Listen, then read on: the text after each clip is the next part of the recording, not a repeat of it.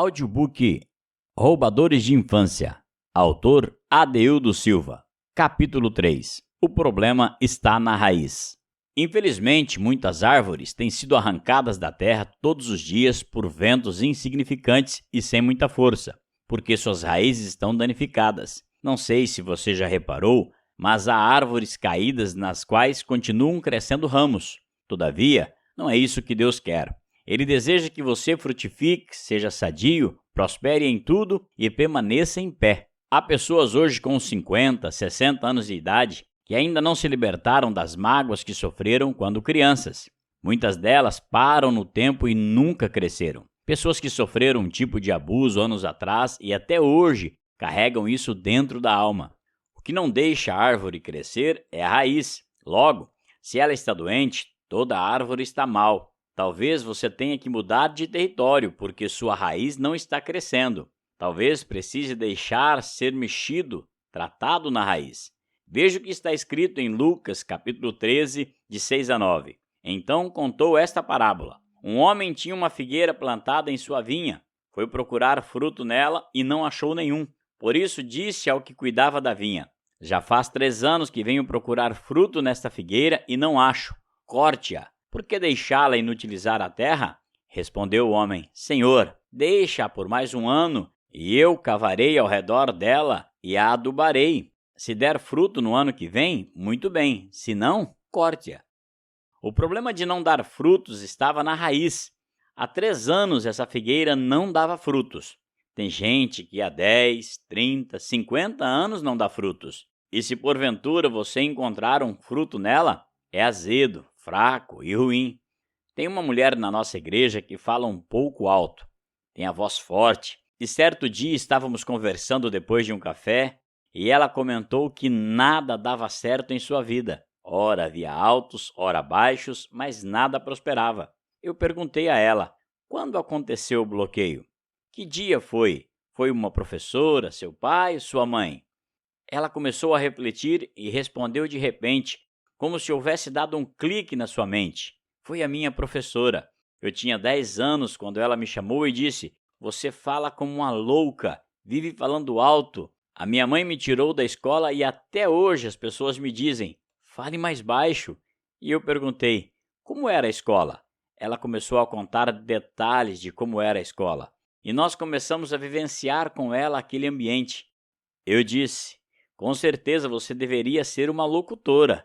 Falar em público como eu converso e acho que estou sempre pregando. Em minha casa, quando os 4 irmãos se juntam, parece uma coisa de doido. Enquanto eu dizia isso, já outra jovem que também estava à mesa disse que tinha um sério problema com isso então, porque ela não se sente bem quando as pessoas à sua volta começam a falar muito alto.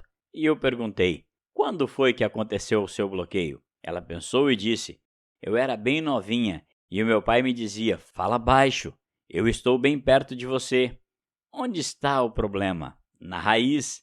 Há 3 tipos de pessoas que nos colocam bloqueios: pais, professores e líderes religiosos. Falando nisso, eu me lembro quando eu era criança. Quase todos os dias um menino me batia na escola. Eu ficava com a boca cortada, roupa rasgada. E sabe por quê? Em casa, a minha mãe dizia: não briga. Se você brigar, quando chegar em casa eu te bato. Eu era muito obediente à minha mãe e não pensava em outra coisa a não ser obedecer. E sinceramente, para apanhar 2 vezes, eu preferia ficar quieto. Apanhar na escola e em casa também? É melhor não. Então, a professora tinha uma técnica para me ajudar. Me liberava 5 minutos mais cedo que o restante da escola. E então eu corria. Sabe o que essa atitude foi criando dentro de mim? Um bloqueio. E sempre que eu precisava enfrentar alguma situação, eu fugia. Certo dia, entretanto, como eu costumo dizer, o meu tio foi usado por Deus. Ele disse: o negócio é o seguinte, você não vai brigar na escola, mas se não mexerem com você, a partir de hoje, se você apanhar na escola, eu te bato aqui. Naquele dia foi a minha libertação. Nunca mais fui saco de pancadas de ninguém. Até hoje eu sinto a emoção dos tapas. Virei ninja. Dava até dó dos meninos, porque só se via menino de olho roxo. Um dia, um deles veio para cima do meu irmão e ele deu um soco no garoto que bateu na cerca de arame liso, que serviu como uma mola. O pobre do rapaz bateu e voltou. Então meu irmão bateu no outro olho. O resultado: foi embora com os 2 olhos roxos. Eu não estou fazendo apologia à violência e nem sou a favor disso, mas a minha mãe estava formando filhos que nunca iriam enfrentar seus problemas. Iriam sempre correr de situações difíceis. No dia que Davi escutou Golias proferindo palavras de maldição para o povo de Israel, 1 Samuel capítulo 17, perguntou mais ou menos assim: que história é essa?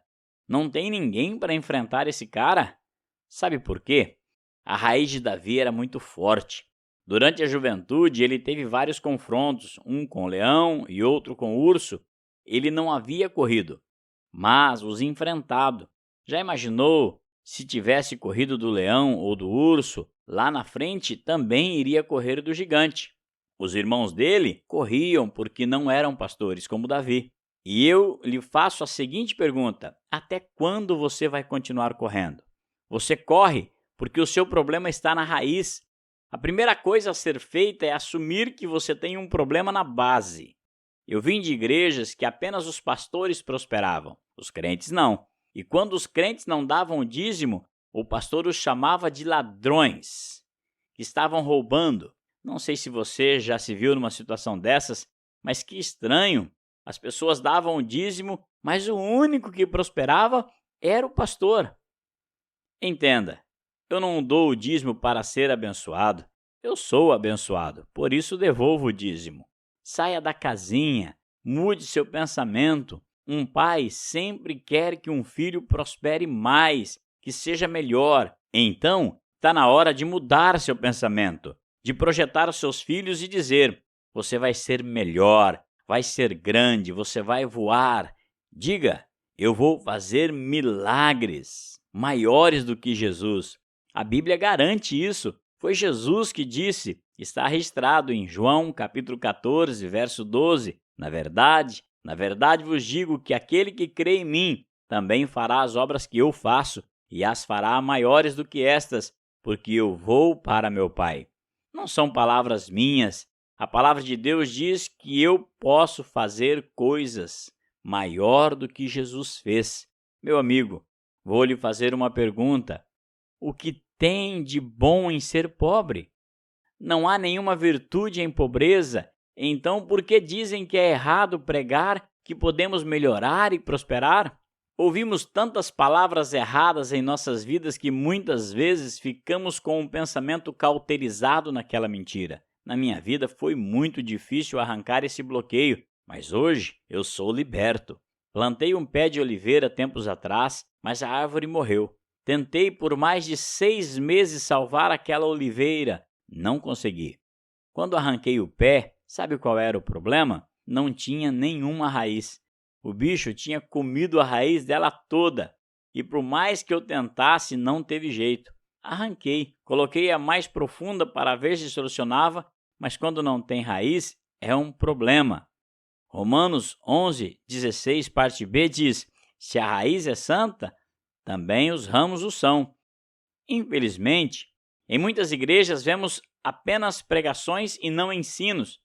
Então as pessoas entram surdas e saem cegas, porque não têm ensino suficiente para mexer na raiz. Elas nunca descobrem que seus traumas e medos podem ser tratados e resolvidos. Você é uma árvore frutífera, mas se tiver um problema na raiz, ao invés de produzir 100 frutos, produzirá apenas 60 ou 30 e muitas vezes não produzirá nenhum. Há pessoas que, quando queremos tratar de algum assunto, dizem logo: Deus me livre, pastor, nesse assunto nem quero que toque. Pode falar qualquer coisa, mas isso não. Um problema seríssimo na raiz. Se você me der liberdade, em nome de Jesus, a sua vida vai mudar radicalmente. Há pessoas que me dizem: pastor, não consigo perdoar. Volte lá atrás no evento que aconteceu. Volte lá, porque se você não mudar a realidade, nada muda nunca. Seu futuro estará comprometido. Sabe por que você começa algo e não termina? Porque os seus pais nunca lhe ensinaram isso quando era criança. Que quando começa algo, tem que terminar. Mandavam limpar o seu quarto, você limpava metade e eles diziam: está tudo bem. Você se tornou uma pessoa que começa e não termina. Com 8 meses de idade, eu ensinei minha sobrinha Yasmin a subir no sofá da casa dela. Ela sentava no sofá, olhava para o lado de fora e ficava esperando a mãe chegar. Parecia um cabrito, pulava de um lado para o outro e eu dizia: não bate nessa menina, ela sempre será uma bailarina. Vai dar piruleta no ar. Falei para minha cunhada: fica tranquila. O primeiro filho é assim mesmo. Você trabalhou muito durante a gestação. Talvez estivesse muito agitada. O próximo que Deus te der vai ser calminho. Aí veio o Alex. A Yasmin é fichinha perto do Alex. Ele, com 3 aninhos, já tem uma perna com músculos definidos, sobe de ré nas coisas. Sandra, minha esposa, tinha uma preocupação com os nossos filhos. Não deixava subir nas árvores, tinha muito medo que eles quebrassem o braço ou que acontecesse um acidente. Preocupações, sim. Bloqueios, não. Os pais bloqueiam seus filhos e quando eles crescem, se tornam adultos sem atitude. O meu filho Mateus comprou uma moto. A minha esposa Sandra disse: eu não quero moto. Eu sei que ele tem que tomar cuidado, mas queria que o meu filho pulasse para cima, na rampa. Quando a moto saísse correndo, ele agarrasse a traseira, jogasse para trás, montasse de novo. Nunca quis criar filhos com bloqueios, parados na vida. Você tem que criar filhos inteligentes que façam a diferença na Terra. Tem gente que não toma um posicionamento, não busca conhecimento, e então o que acontece? Nada. Há uma oportunidade de fazer um curso, mas não faz. Muitas pessoas estão achando que ir para a igreja traz mudança de vida, mas isso não é verdade. Deixe de ser religioso. O que traz mudança de vida é ouvir e fazer tarefas, ou seja, colocar em prática.